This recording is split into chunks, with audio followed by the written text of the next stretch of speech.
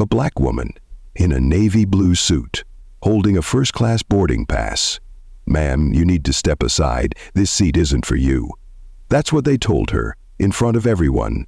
The white passenger behind her smiled. The staff didn't check names, they just assumed. But what if I told you? 17 minutes after that moment, the woman they humiliated wasn't asking for her seat back. She was firing the staff and taking control of the entire airport. Who is she? And how did one woman turn a moment of disrespect into a nationwide industry reform? Wherever you're listening from, Atlanta, Houston, Lagos, London, let us know in the comments. And if you believe power comes in silence, in strategy and standing your ground with grace, then hit subscribe, because this story, it's going to change the way you walk into every room from now on. Let's begin. "Excuse me, ma'am, I'm going to have to ask you to step aside. Business class is for priority passengers only." The gate agent didn't even look up when she said it. She didn't see the tailored navy suit, the silk scarf tied neatly at the collar, the braided silver bracelet passed down from a grandmother who picked cotton in Alabama. She didn't hear the calm in the woman's voice, or notice the crisp boarding pass held gently in her hand. She just saw a black woman standing in line for seat 2D. The woman blinked slowly, as if trying to give the agent a second chance to realize her mistake. "I am a priority passenger," she said, voice quiet but clear. "Boarding Group 1, seat 2D. The agent finally looked up, and just like that her tone shifted, subtly, sharper now. Mechanical. "I'm sorry, that seat is reserved for Mr. Landers. Please check your boarding pass again." A few feet away, a tall white man in khakis smiled at the agent. He didn't say anything. He didn't have to. The woman didn't move. She didn't raise her voice. She didn't cause a scene. She simply repeated herself, slower this time, as if speaking to someone struggling to listen. "My name is Elise Harper. I have a business class ticket, Atlanta to New York, non-stop, seat 2D. Passengers in line began to shift. Whisper. A woman near the window opened her phone and started recording, quietly, casually, but deliberately. The agent gave a tight smile. "Sometimes the system upgrades passengers based on loyalty tiers. Perhaps Mr. Landers was added this morning. These things happen." "I bought this ticket 4 weeks ago," Elise replied. "With my account. My name is on that seat." The agent leaned over her monitor, typing rapidly. Then she frowned, looked again, clicked a few more times. Her eyes narrowed slightly. "Well," she said, "the system is showing both names, yours and Mr. Landers, which means we'll need a supervisor to resolve this." Then she added, "Would you mind stepping aside while we board the other passengers?" A long silence followed. Elise didn't move. Behind her, the man in khakis cleared his throat loudly and said, "I really do have a meeting in Midtown. We don't have all day." The agent smiled at him. "Of course, Mr. Landers, please go ahead." Elise turned slightly, not facing him, but not moving away either. "I'll wait," she said. "Right here." A few heads turned. Someone near the podium whispered, "She's not moving." From somewhere behind the desk, the agent picked up the phone. "We have a situation," she said, keeping her voice low, though Elise could still hear. "Possible boarding conflict. Gate 14B. Need a supervisor." She hung up, looked back at Elise. "We just need to sort this out, but for now, please let Mr. Landers take the seat." "We'll reassign you to coach." The word landed with a thud. "Coach," Elise repeated softly. The recording phone near the window tilted up, just enough to catch Elise's face. "I'm not going to coach," she said, still calm, "because I paid for seat 2D. Someone in the background coughed. A man in a baseball cap muttered, "This some kind of mess." And then the agent said it. The line, the one that would go viral in 6 minutes. "Ma'am, let's not make this difficult. You people always want to make everything about race." Everything went still. The fluorescent lights in the terminal hummed. A child dropped a juice box somewhere nearby. The overhead speakers crackled with a gate change for flight 126. But at gate 14B, nobody moved. Elise blinked once. Then she reached into her leather tote and took out a small wallet. From it she removed her ID, her boarding pass, and a gleaming titanium frequent flyer card. She placed all three on the counter, neatly, in silence. The agent looked at them, didn't touch them, then said, "Anyone can print those online these days." A second woman, another gate staff, appeared from behind the corner. Elise didn't pay attention to the gate staff. Appeared from behind the corner. She had a pin that read, "Supervisor on duty." "Problem here?" she asked. "She's trying to take a seat that's already assigned," the first agent said quickly. The supervisor looked at Elise, then at the ID on the counter, then back at Elise again. Sarper, let me double-check with the system." The phone in Elise's bag buzzed. She glanced at the screen. The message read, "Confirmed. Your time slot is locked. 17 minutes. Do not escalate yet." She tapped the phone off and slid it back into her bag. The woman next to the window whispered into her phone, "Something's up. She just got a message. She's too calm." The supervisor looked up. "Miss Harper, can I speak with you over here for a moment?"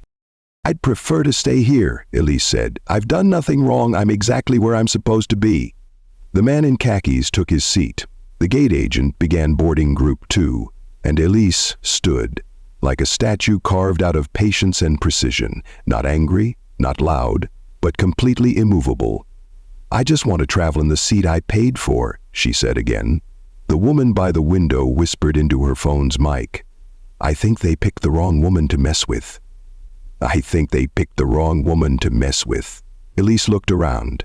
20 people watching, 3 phones recording, 1 supervisor pretending not to feel nervous, and a single phone in her bag still counting down. 17 minutes.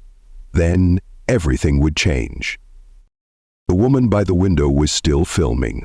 Her name was Corinne, middle-aged South Carolina accent, scrolling TikTok most of the morning while waiting for her delayed flight to Miami. But now, her phone was focused on one thing: the woman in the navy suit who hadn't moved a muscle in 9 minutes. "She's still there," Corinne whispered to her phone. "Still standing? They're boarding group 3 now, and she's not flinching. Y'all, there's something about her. She's too calm." Her comments began to pour in. She got that CEO energy. "Watch, she's gonna own the whole damn airport. Don't blink, this about to flip." At the gate, Elise Harper hadn't taken a seat. She hadn't raised her voice, but the tension in the air had shifted, like the crackle before a summer storm. The new supervisor, badge name D. Thomas, stood just off to the side, whispering urgently into a walkie. "She refuses to move. Passenger claim seat 2D, verified ID, boarding pass, status card, but manifest shows Mr. Landers." A reply came, garbled but firm. "Tell her we're escalating. Have airport operations ready." Quiet. Thomas glanced at Elise. Her hands were now folded in front of her. Not a twitch, not a tremble.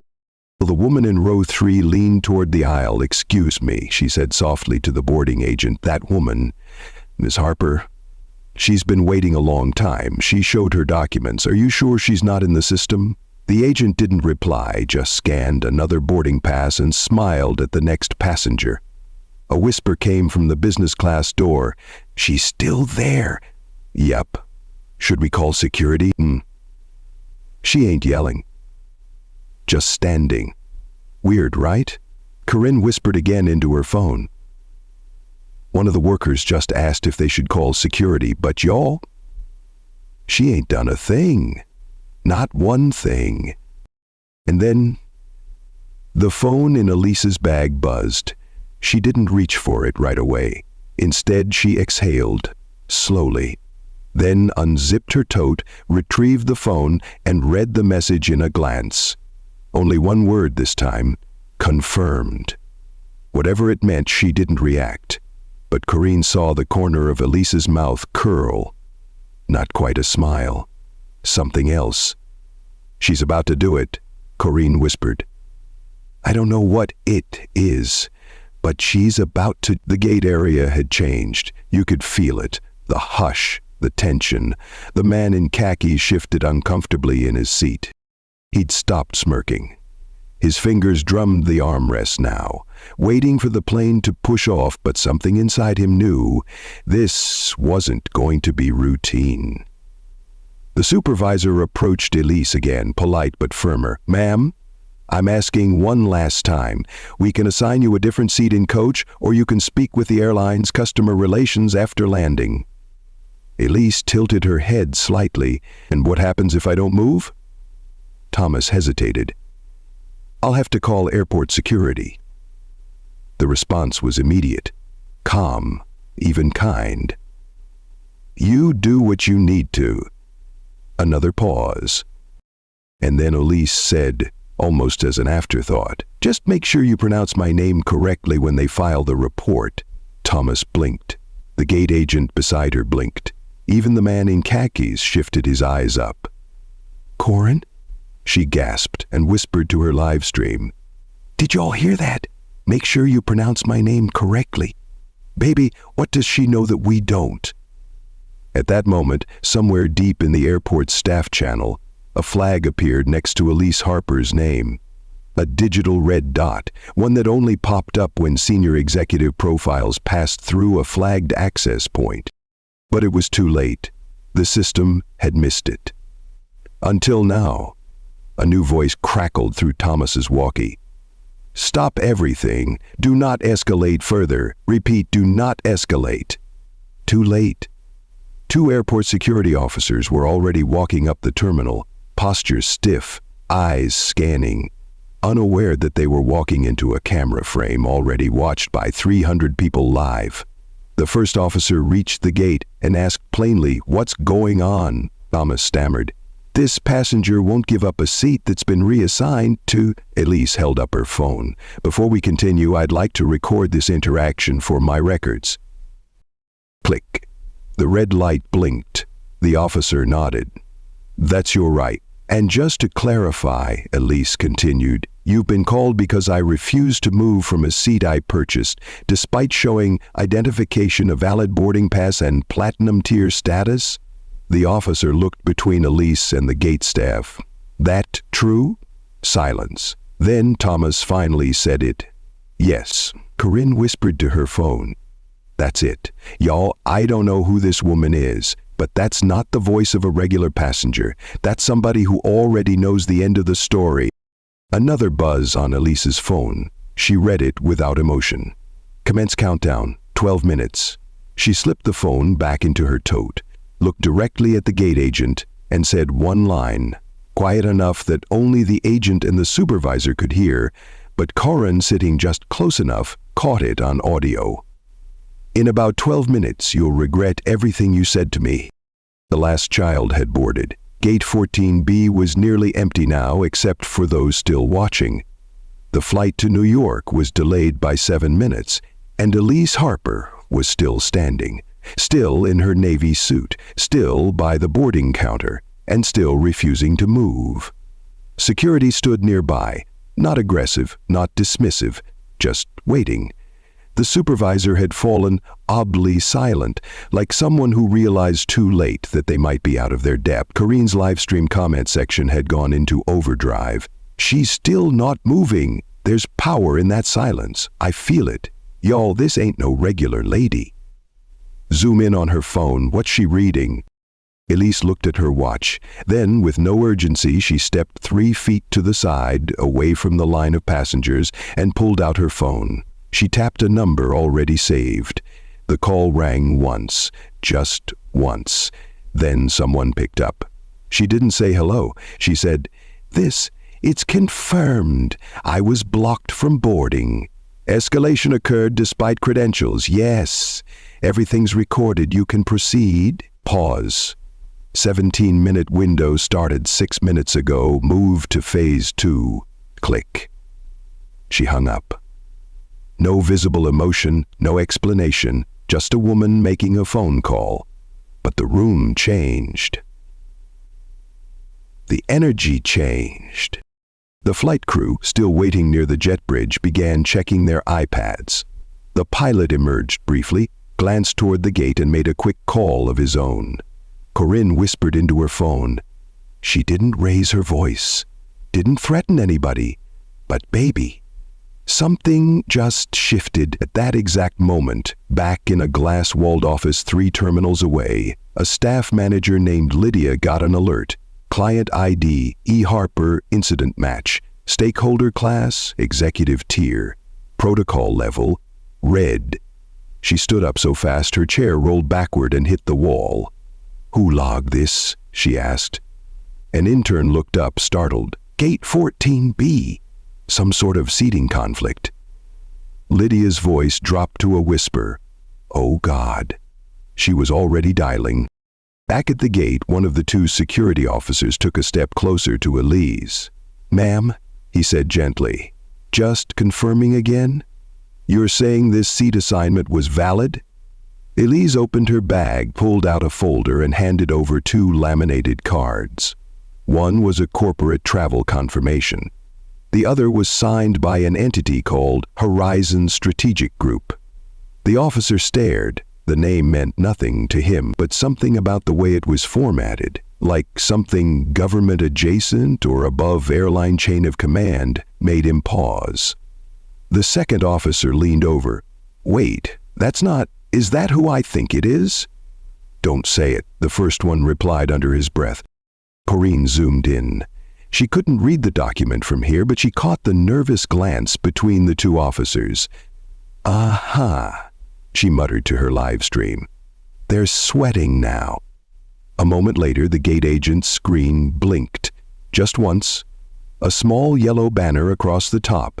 Priority intervention flag. Active, exect, protective, protection, exaged. The agent froze.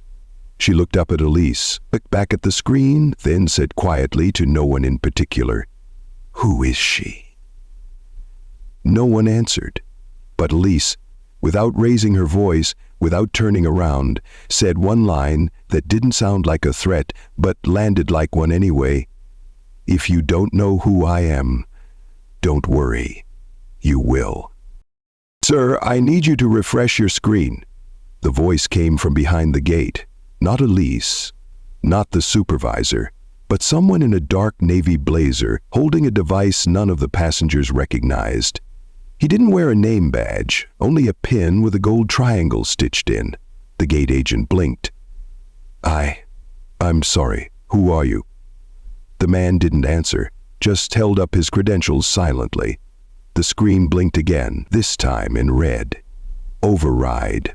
Confirmed. Internal access verified. The boarding list reshuffled. One name disappeared. Another appeared. Seat 2D now read Harper, Elise Horizon Strategic Group, Tier Omega. And below that, immediate priority, no delay permitted. The gate agent's mouth opened slightly. He looked up at Elise, then at the man in the navy blazer. Should I proceed? The man gave a single nod and left. No explanation, no fanfare, gone. The agent turned toward Elise slowly. I believe your seat is reinstated. Elise didn't move. She simply said, Good. Now let's talk about the man you upgraded me for. The gate agent paled. I didn't make that call. It came from, we had a name show up with override status. That override was false, Elise said, and you didn't verify it, you just assumed. The agent swallowed hard. I didn't think. You didn't need to, Elise interrupted softly. That's the problem. You never needed to think because the system always assumed I didn't belong. Behind her, Corinne's live stream was still going. Y'all, I know you hear this. She's coming for his job, his soul, his ancestors. The security officers were quiet now. The supervisor? She had taken 3 steps back without realizing. And then Elise said, I'd like to speak to the director of terminal operations now. No raise in tone, no anger, just a simple request that didn't sound like a request at all. The supervisor tried to recover. Ma'am, the director's not usually called for gate-level issues. Elise looked directly at her, calm, measured. This is no longer a gate-level issue. A ripple spread through the staff around her. Someone picked up a phone, someone else pulled out a tablet, and in a control room 5 floors above, a call rang with a flag. Alert! Executive Stakeholder Directive, Gate 14B. Within 4 minutes, a woman in a charcoal gray suit arrived, heels clicking sharply across the tile. She looked to be in her 50s, eyes like steel. She didn't smile, didn't introduce herself, just walked straight up to Elise and said, "Ms. Harper, I'm aware there's been a breach in protocol. I'd like to personally apologize and resolve this immediately." Behind them, the man in khakis had finally realized something was very wrong. He stood, unsure what to say. Elise glanced at the director, then nodded toward him. "That's the man who was given my seat without verification." The director turned. "Mr. Landers," she said curtly, "you've been reassigned to 14C. This matter is no longer within your concern." He opened his mouth, closed it, picked up his briefcase, walked away. Elise finally stepped forward. But she didn't board the plane, not yet. Instead, she pulled a second phone from her tote, a phone no one had seen yet, and she made one more call. This time she didn't speak at all, she just listened for 17 seconds, then said 2 words: "Begin audit." The call ended, and at that moment, across 6 terminals at Hartsfield-Jackson Airport, systems began logging access, flagging overrides, freezing reassignments, and sending silent alerts to every department tied to Horizon's strategic group. From the food vendor database to flight crew assignments, from cleaning contracts to executive lounges, the system wasn't crashing, it was rebooting, and no one knew why, except her. At precisely 3:14 p.m., the boarding screen at Gate 14B blinked twice. The flight to New York was still delayed, but now, under the passenger list, 3 letters appeared: HSG. Passengers didn't know what it meant, but the staff did, and suddenly no one wanted to speak. The supervisor stepped aside to make a call. She kept her voice low, but the panic showed in her pacing. "I didn't know. No one told us she was on the executive watch list. It wasn't marked." The response on the other end made her shoulders drop. "Yes, ma'am. Understood." She hung up, didn't speak to Elise, didn't meet her eyes, just walked away. 2 baggage handlers nearby exchanged looks. "You see the flag?" "Yeah. Red level." "Wait. Red? She's that high?" "Apparently higher." At the far end of the concourse, inside an operations break room, 3 customer service reps gathered around a screen. One of them pointed at the live gate feed from Security Cam 14B. "That's her," she whispered. "The one in the navy suit." "Doesn't look like much. That's the point," another chimed in. "Y'all better not say nothing slick on the system. If this woman's who I think she is, they recording everything right now." Back at the gate, Elise had taken a seat, not in 2D yet, but in the waiting area. Calm, composed, like she had nowhere else to be. Corinne was still live streaming. "I don't know what just happened," she whispered, "but the white lady in the gray suit, she apologized, then left. The other staff, gone. I think they running." The chat exploded. "This is CEO energy. She's the type that don't sue. She buys the company. Somebody call CNN." "No, baby. CNN gonna call her." Mr. Landers, the man who had taken her seat earlier, was standing awkwardly against a wall. No one was speaking to him now. One child pointed at Elise and asked their mom, "Is she famous?" The mom hesitated, then said, "Not yet, baby." Inside terminal control, the director of systems integration, Thomas Knight, stared at his dashboard. 12 minor anomalies across the airport, 5 data requests from Horizon's strategic group, 3 account freezes, and 1 note flashing at the top of his screen: visibility restricted, executive stakeholder, active review. He picked up the internal phone. "Operations, this is Knight. Who flagged Gate 14B? The answer made him sit up straight. "No one flagged it. She flagged us." Back in the gate area, Elise checked her second phone. No one noticed the second SIM. The message was short. Full data pull complete. Internal comms archived. Summary will be ready in 11 minutes. She slipped it back into her tote. Didn't smile, didn't flinch, just folded her hands and waited. Around her, staff were whispering, texting, rechecking systems. Some avoided her eyes. Others stared, as if trying to figure out how they missed it. Even the TSA officer passing by gave a polite nod. Not out of habit, out of recognition. From her corner, Corinne narrated for her viewers. She's just sitting there, but I swear, y'all, it's like she's running the building now. Her phone buzzed. A message from a friend watching the stream. Check LinkedIn, Elise Harper. Don't say I didn't warn you. Corinne tapped quickly, then froze, whispered into her phone. Oh my God. She turned the camera back toward Elise, zoomed in. Ladies and gentlemen, she said, voice almost reverent, we are not witnessing a tantrum. We're witnessing a turning point. The airport looked the same. The floors still shined. The announcements still echoed every few minutes. Final boarding call for Flight 512. Please keep all personal belongings with you at all times. But under the surface, the cracks were showing. In the terminal surveillance room, one technician leaned forward. Sir, her ID just pinged again. Third system access in less than 10 minutes. The lead analyst frowned. She's not moving, though. She's still seated. How's she triggering systems? No one answered, because the answer was the kind they didn't want to believe.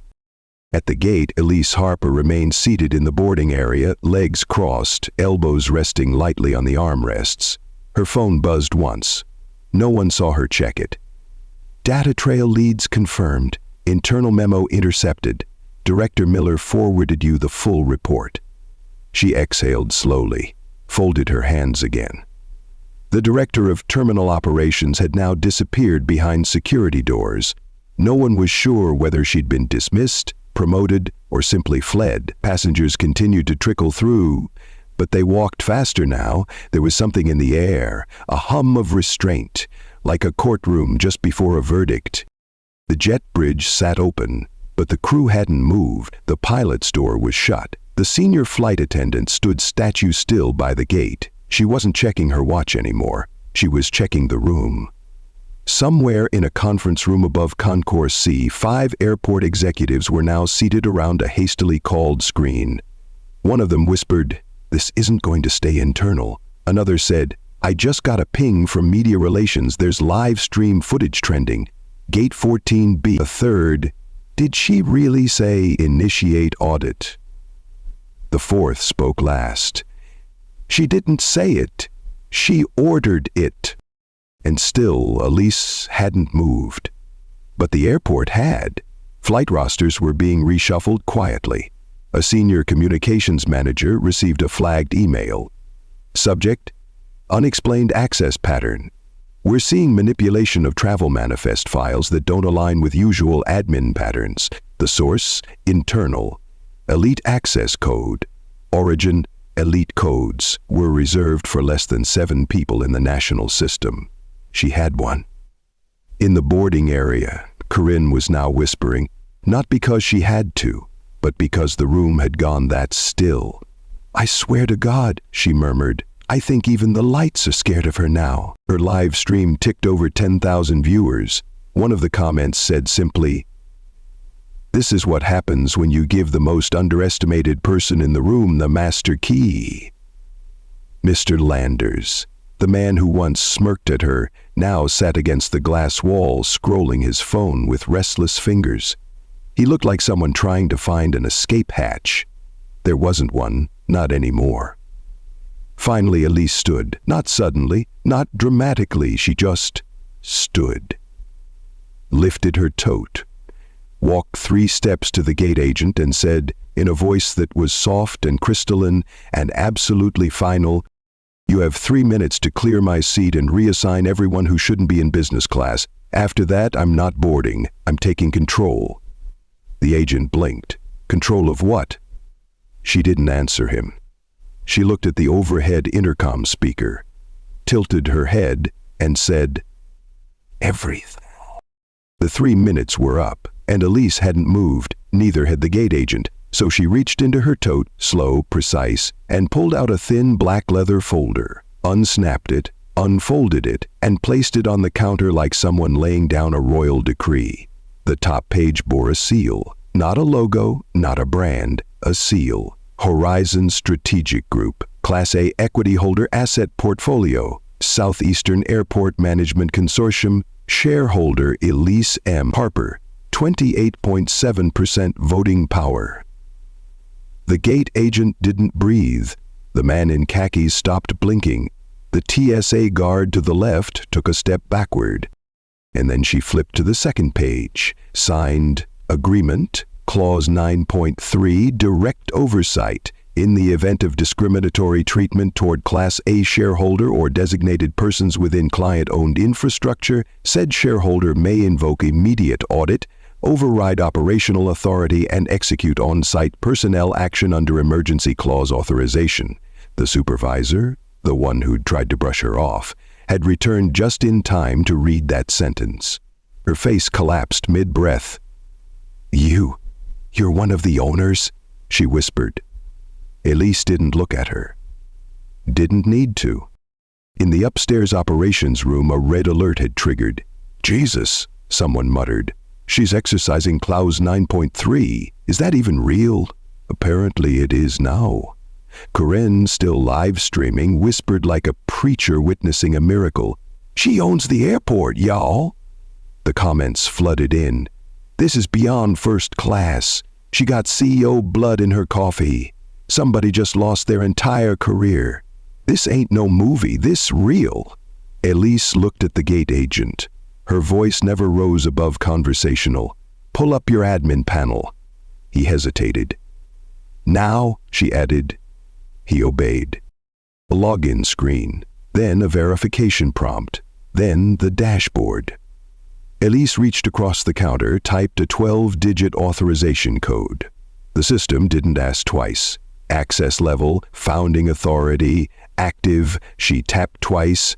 On screen, personnel review panel, terminal 4, gate 14B, activate immediate override, confirmed, flagstaff for audit, Anderson, Rodriguez, Miller. Names turned yellow, then red, then disappeared. The agent gasped. I think you just fired 3 people." Elise's voice was steady.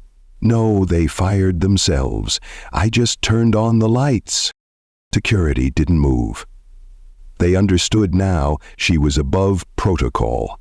Even the director, who had returned pale and silent, gave a single nod. Elise reached for the final page in her folder. This one had 4 signatures and the Department of Transportation seal. She read it aloud so no one could pretend they didn't hear. In the event of passenger mistreatment involving an equity stakeholder, the department reserves the right to enforce immediate compliance with Title VI protections and to authorize suspension of federal funding to facilities that fail to cooperate. She closed the folder, snapped it shut, turned to face the room, and for the first time spoke not just to the staff, but to everyone watching, to Corinne's live stream, to the whisperers, to the ones who stared and assumed, to the ones who'd looked away, to the ones who knew better. "You thought I came here to argue. You thought I came here to complain about a seat, but I came here for one reason only." She paused, let the silence settle like a verdict. To remind this system who owns the ground it stands on. Elise didn't leave the gate. She didn't walk off or disappear into some secret terminal lounge. She stayed, right in the open, and began working. Her second phone lit up. This wasn't the personal device. It was the operations-grade phone. Secured, 2-step encrypted. She tapped twice. Typed once, then spoke, "Initiate reset sequence, gate 14B, terminal 4. Replace crew, flag override access from past 24 hours. Push interim leadership notice. and lock seat map changes until further authorization. A pause, then the reply came, confirmed, implementation rolling, reset sequence will begin in 60 seconds. Gate screen blinked. Again. The names of 3 staff members vanished from the duty roster. The digital manifest froze, and then new names began to populate. Gate names assigned: R. Levesque, Operations Liaison, M. Tran, Client Response Lead, TBD. Passengers stared at the screen. Someone whispered, "It's like watching them swap out the cast while the show's still on." Corinne, filming live, shook her head. "She not playing, y'all. She replacing people in real time while still holding her coffee." The new gate agent arrived fast. Professional, calm, hair pulled back in a bun, shirt ironed so sharp it could cut. "Miss Harper," she said with a respectful nod, "I've taken over gate operations. I've reviewed the incident log, the override attempts, and the flagged interactions." Elise looked up. "Good. Implement interim bias screening for all reassignments. No AI triggers, manual validation only." "Yes, ma'am. Already done." Elise nodded once, then added, "Notify FAA liaison that we are invoking Clause 12 for vendor compliance check." The agent didn't blink. "Yes, ma'am. In motion." Upstairs, in the operations conference room, chaos had turned to silence. The executive team stared at the dashboards as alerts poured in. Over 47 data access points now secured, 3 internal staff accounts disabled, audit trail being sent to Department of Transportation, federal compliance flag, e-hopper. No one said a word, until finally the Director of Internal Affairs muttered, "We didn't just piss off a customer, we activated a corporate purge protocol." Back on the floor, Elise tapped into her final sequence, the one labeled Policy Action Immediate. The screen displayed 3 toggles: Bias Flag Review, Mandatory, Livestream Incident Archival, Secure Copy Required, Gate Level Accountability Score, Enabled. She toggled them all on. The system responded. Gate 14B Compliance Protocol now active. Summary report will be forwarded to Federal Portal within 4 hours. Corinne zoomed in on Elise's face. She looked composed, almost serene, but you could tell this wasn't serenity born from calm. It was the quiet of someone who'd waited long enough and decided that silence had expired. Then Elise stood and addressed the room. Not loud, not angry, just clear. This isn't just about one seat. This is about every traveler who was told to be quiet, every person who was moved, silenced, doubted, not because they did anything wrong, but because the system couldn't imagine them in the right place. A long pause. "Well, I'm not moving. The system is." And with that she picked up her bag, stepped forward, and this time, when she reached the gate, the door opened. The staff stepped aside, and nobody said a word. Not out of fear, but out of recognition. Elise Harper didn't board the plane, not yet. Instead, she was escorted to a private room inside the terminal, converted within minutes into an emergency operations hub. No windows, just a long table, a large screen on the wall, and 5 seats, 2 already filled with federal compliance observers. At exactly 3:56 p.m., the screen lit up. A conference call. The header read, "Southeastern Airport Management Consortium Conference Session." The faces appeared one by one. Malcolm Ruiz, Executive Chair, Dana Caldwell, Legal and Risk, Howard Lynn, COO, Victoria Moss, Head of Vendor Partnerships, and one empty square, labeled FAA Liaison. Pending. A voice came through, session recorded and time-stamped, commencing stakeholder review. Then Elise's voice.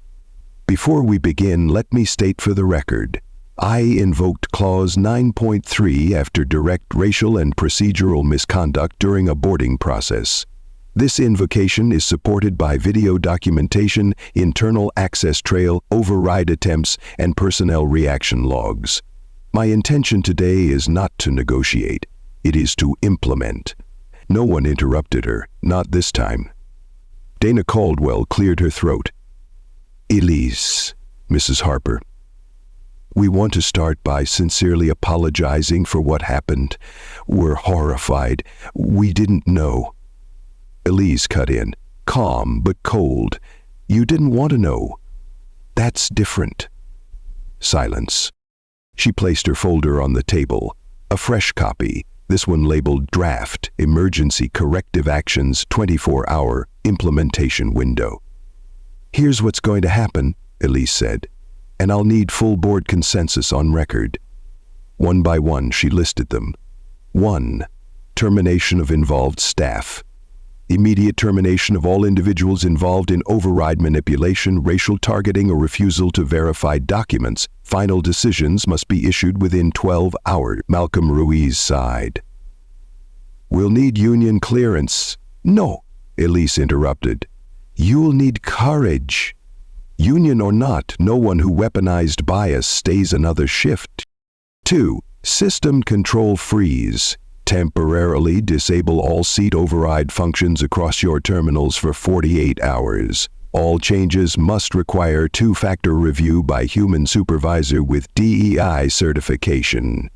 Howard Lynn blinked. That'll delay flights? Good, Elise said. Then the system will move slower until it learns to move better. 3. Public AD emission. You will release a public statement acknowledging not just a service failure but a systemic bias gap. You will not call this a misunderstanding. Victoria Moss flinched. That opens us to liability. Then face it, Elise said, because what you're liable for isn't the truth. It's the cover-up. 4. Travel Protection Clause. Within 30 days, all your partner vendors, gate teams, and contractor services must adopt the same anonymous incident reporting system Horizon enforces. I want QR codes posted at every gate. I want staff to know they're being observed, not just by cameras, but by conscience. Ruiz stared. That's a major operational shift. Elise didn't blink. You're not being asked. You're being directed. On screen, the empty FAA square flickered to life. A stern woman appeared. FAA Liaison Chen here. Ms. Harper, I've reviewed the protocol trail. The agency supports your reforms. We'll require formal documentation of implementation by next Friday. Elise gave a single nod. You'll have it in 48 hours? Back in the terminal, passengers from Flight 261 to New York were still boarding. But now the screen over Gate 14B displayed a message. This gate is being monitored for equity, compliance, and stakeholder oversight. 3 gate agents stood tall, reading new scripts aloud as passengers approached. Good afternoon, Ms. Martinez. Thank you for flying with us. Please let us know if you experience any mistreatment or discomfort at any point. Your dignity is our policy. Elise signed the final directive. Digital ink. Fingerprint scan. Sent. The meeting ended. She gathered her folders, stood up, and walked back toward the gate. Passengers cleared a path for her without being asked.